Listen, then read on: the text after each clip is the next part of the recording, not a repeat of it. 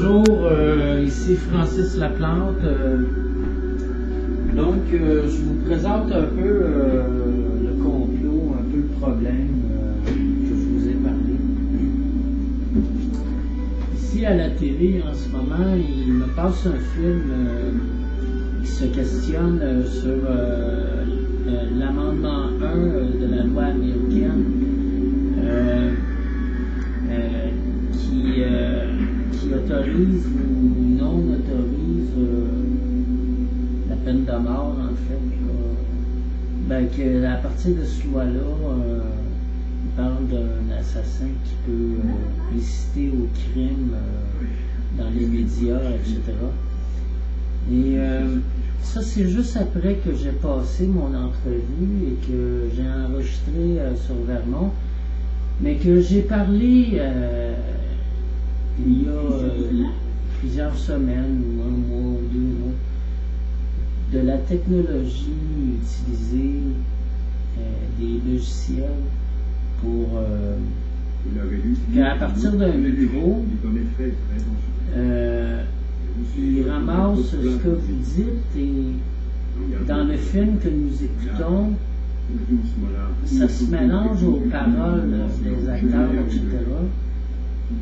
Que le logiciel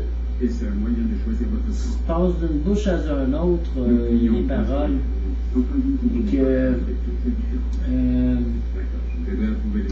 eux, ils renversent ce que je dis parce que je les ai pincés à changer les mots de mon que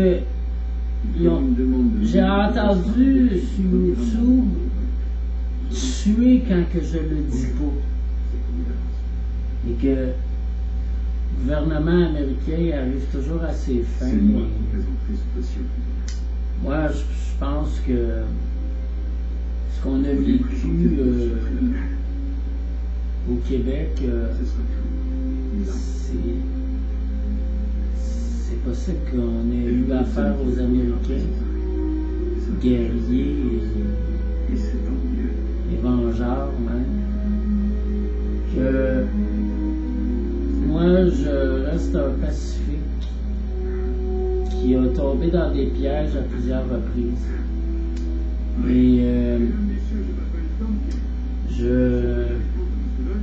j'ai parlé de Francis avec 2 points, je ne dirais pas la vedette que j'étais. Ma photo principale est comme ça, et mon visage s'est mis à changer graduellement à cette époque-là. Victime, en fait,